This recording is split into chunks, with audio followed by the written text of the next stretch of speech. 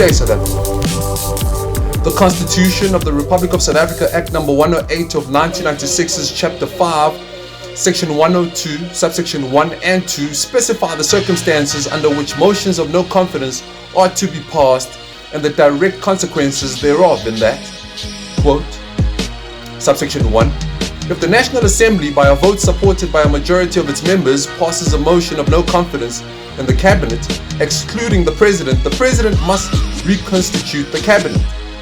Subsection 2. If the National Assembly, by a vote supported by a majority of its members, passes a motion of no confidence in the President and other members of the Cabinet and any deputy ministers must resign, unquote. The 30th of March this year was a defining moment in the South African Parliament as the National Assembly conducted a suffrage process in deciding the outcome of the DA's motion of no confidence application against the Presidential Cabinet. This was a motion of no confidence which, in order to succeed, needed a change of allegiance in at least over 30 ANC MPs, including every opposition MP on their side. Such a prospect would have required a secret ballot, which was repeatedly rejected by the Speaker of Parliament after applications thereof by the DA, with the same result being dealt to the African Transformation Movement, or the ATM, upon their plea to have a secret ballot for their motion of no confidence appeal against the state president Cyril Ramaphosa.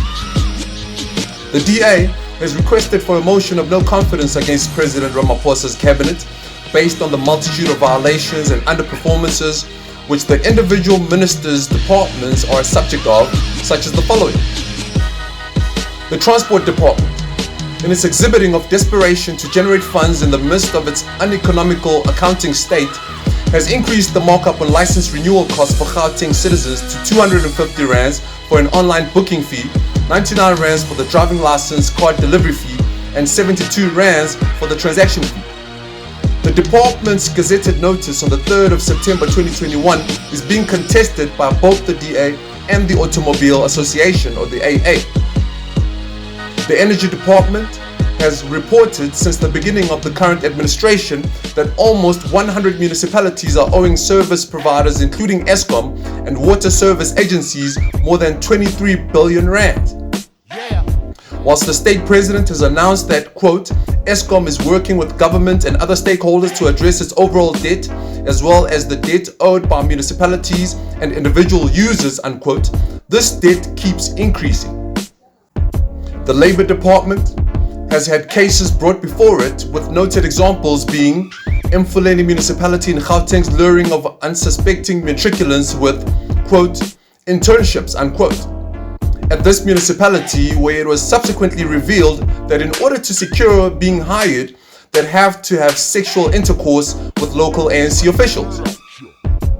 The Finance Department is indicating that the national tax collection revenue figures are worsening each day, and during the Zuma Motlanthe Ramaphosa administration's cabinet reign, South Africa's Gini coefficient figures have showed that only 8% of individual taxpayers were paying 50% of the personal income tax, or the PIT revenue, while 1% of companies were paying 60% of the corporate income tax, or the CIT.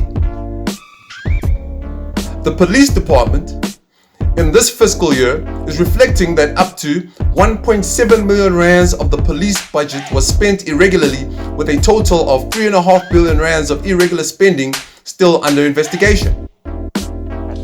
The Defense Department has been flying cabinet ministers on luxurious jets to international destinations while transgressing the COVID-19 travel isolation requirements. This is all while the South African National Defence Force, or the SANDF, soldiers and border officials are constantly crossing the border into Lesotho without their passports in order to purchase cheaper petrol therein. It was the ANC's parliamentary majority number of 230 seats, open roll call votes, that managed to quell the opposition motion of no confidence in the presidential cabinet. Here are more visuals with regards to this motion of no confidence. To our breaking news now, the DA's motion of no confidence against the cabinet has failed. The DA, EFF, UDM and FF Plus voted in favour of the motion, but majority of ANC MPs, of course, all voting against it. Our reporter Lindsay Dendlinger following the story for us. She joins us now live. Lindsay, naturally expected. It was indeed, although quite unusual bedfellows this evening, the DA and the EFF, to support that motion, especially since we saw that little fracas over somebody sitting in the wrong chair earlier today between the DA and the EFF. But they supported the DA's motion, but of course the numbers were never going to be in their favour, Shahan. As you pointed out there, support from the Freedom Front Plus, only 2 seats from the UDM and from the ATM, but of course losing out to get the support of another bigger opposition party, that being the IFP, and of course other smaller parties, including Patricia de Lille's Good Party. None of those prepared to support the DA in its motion.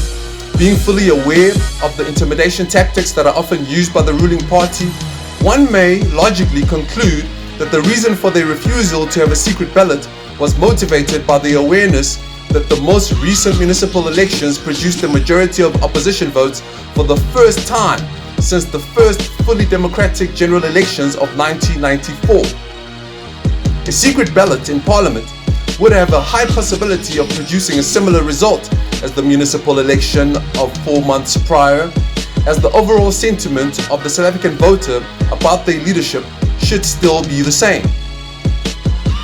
John Steenhuisen, Member of Parliament and the leader of the Democratic Alliance, is voicing out the DA's position and reasons for applying for the motion of no confidence in the cabinet.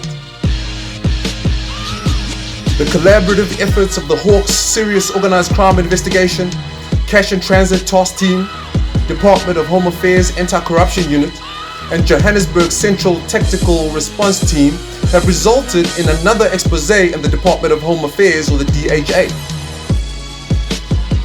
These law enforcement agencies' latest sting operation at the Krugersdorp DHA has uncovered a chain of corrupt activities pertaining to illicit passports which have been occurring around the country. Of the charges that are yet to be ascertained by our courts, the ones that are clearly to be leveled against the 27 apprehended transgressors are the contraventions of the Prevention and Combating of Corrupt Activities Act, including the Immigration Act.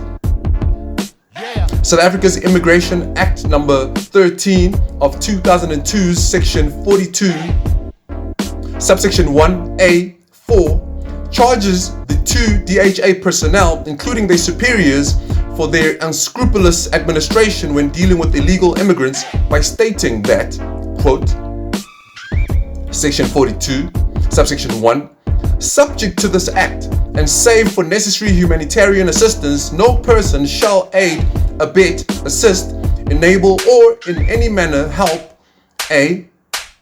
an illegal foreigner, or conducting any business or carrying on any profession or occupation in cooperation with him or her, unquote.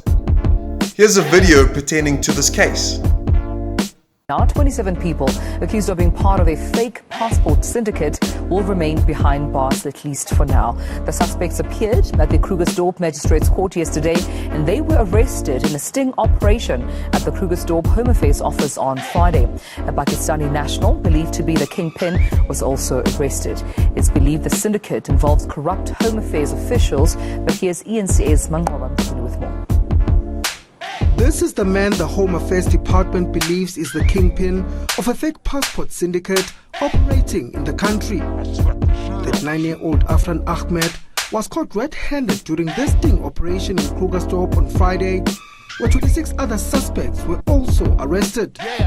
Police say he's been linked to similar operations in 5 other provinces. The information at our disposal currently shows that he's a Pakistani, and then we have about 14 South Africans and 12 Somalians. But remember, at this stage we take that information as just alleged information. Within the 19 years preceding 2013, The DHA had managed to achieve only one clean audit in the 9 years subsequent to that, leading to today. This department hasn't shown any significant improvement. In the year 2014, South Africa couldn't upgrade its visa system to an electronic one in synchronicity with other quicker developing economies like China. 5 years later, in 2019, the infamous Nigerian pastor Timothy Omatoso was facing 63 charges at the Port Elizabeth Magistrates Court for having travelled freely in and around our country for a period of about 7 years while in possession of illegal travel permits. 2 years ago, at the onset of the COVID-19 epidemic in South Africa, the Level 1 travel and health regulations were exhibiting double standards as there were no clear instructions from the DHA, and this was witnessed with the inconsistent COVID-19 test requirements for students crossing the South African borders.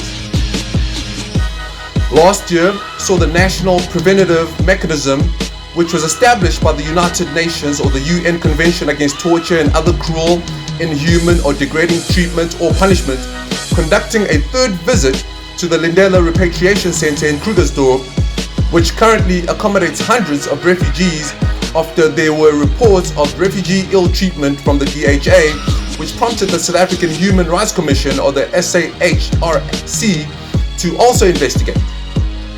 In 28 years, it is safe to say that the DHA has had only one clean audit, which means they've shown fit and proper financial processes for only 3.6% of this period.